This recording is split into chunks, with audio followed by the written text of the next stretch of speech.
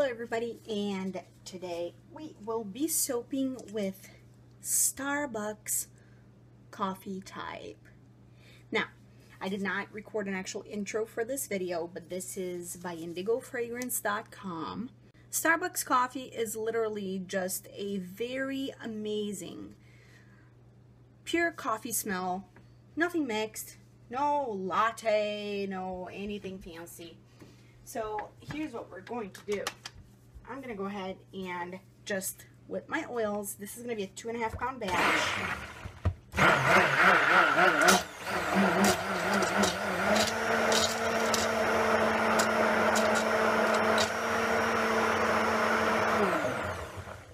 Okay, we're going to follow the same premise of the maple toddy fragrance design. That is because this fragrance right here is super dark. It's a very dark amber, so it will for sure discolor to a really dark brown, I guarantee to you. So bottom line is, we cannot go ahead and work on too many frills and swirls right now. We're going to follow the same concept as maple toddy. Natural base.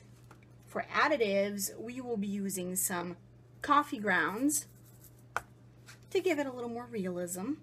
And then we will be doing the salt water that's right here, kosher salt water, for our hardening agent. And we will move on and see how the dollop top will work. I want to see how this fragrance is going to react with my batter.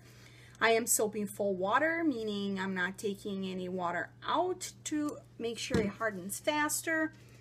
Let's get to getting. Alright, so here is my lye water, and we will go ahead and put that in there all the way.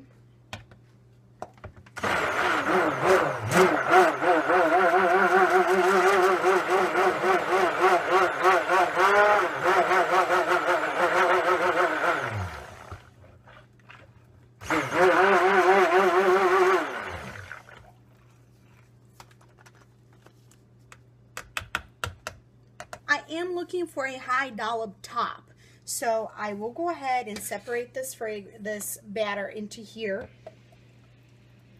which is going to be our titanium dioxide. And to be quite honest with you, that's almost like half in my opinion, so I'll put a little back in there. That will hold no fragrance. All the fragrance will be going on here. So maybe this is what we're gonna do. We're gonna do a just center dolloped.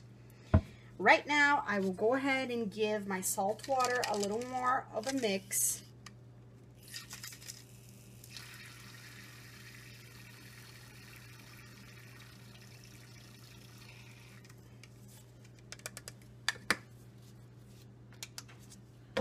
Now I'll add my salt water.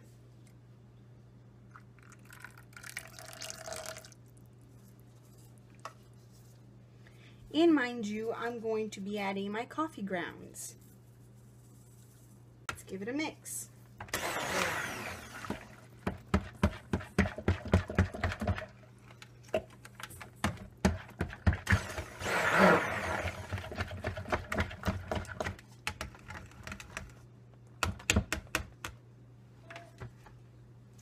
Alright, so here is our Starbucks coffee fragrance from indigofragrance.com.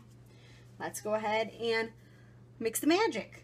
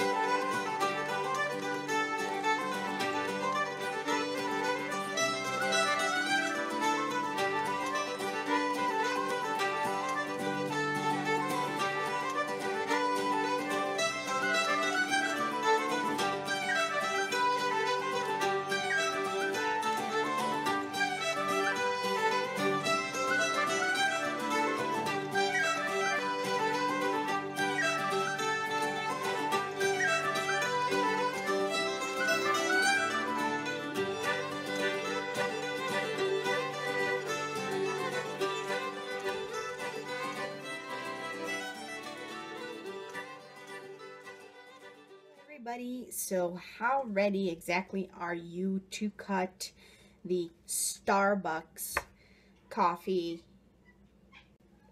soap that I made yesterday?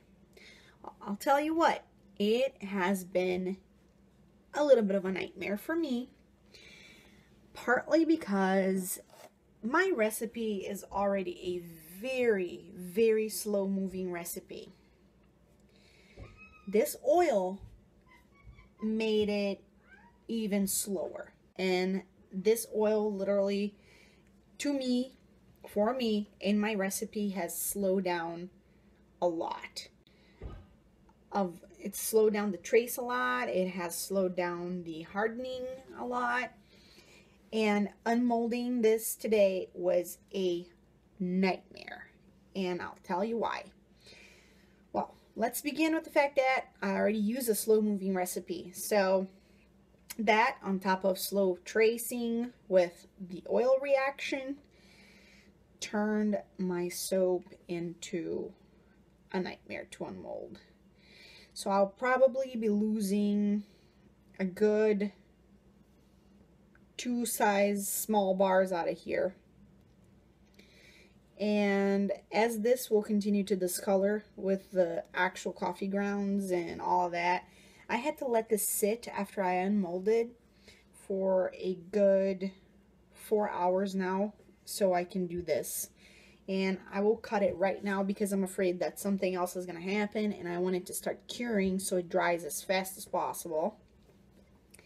So let me begin by cutting a good end piece here to see what the inside looks like. This has been purging oil like a lot since yesterday, and let's see what the inside is going to be like. I hope this does not trail more coffee grounds all the way down. Good grief. Well, it does not look half bad on the inside. I don't even see any bleeding up there. Coffee grounds didn't really make a huge dent with the cutting, so beveling this will be kind of a nightmare, but I hope I can do it in a better way where it doesn't hurt the soap any more than it already is probably hurt at this point. Cutting the soap, it does smell very good, and I think partly is because I added some of the coffee grounds, so it enhances that smell. But it does not. I put 2 ounces of fragrance in this 2.5 pound batch, so it was a very strong fragrance. As I look at it here, I'm just hoping it will continue to be strong and it will flourish as we go. Okay, here we go. Okay. Mind you, I'm leaving enough room here for beveling, which I don't really like to do much when it comes to soaps that do have additives like coffee grounds and seeds. That is just because it sometimes drags, those grounds and seeds, and it forms these little drag marks. Do you see that I put enough titanium dioxide there that it kind of looks like a glycerin river? Which it probably is. But I'm not too concerned because it looks great. It looks like a dollop of deliciously yummy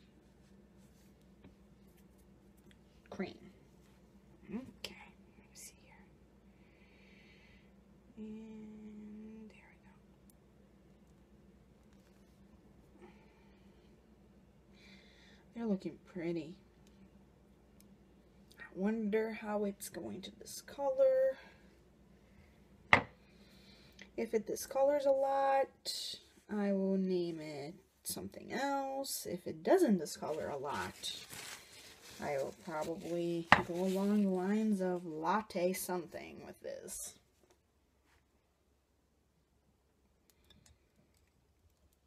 Now, I want you guys to understand this. Although some parts, let's say two major parts and pieces of this specific loaf have got a little dinged and not looking so good.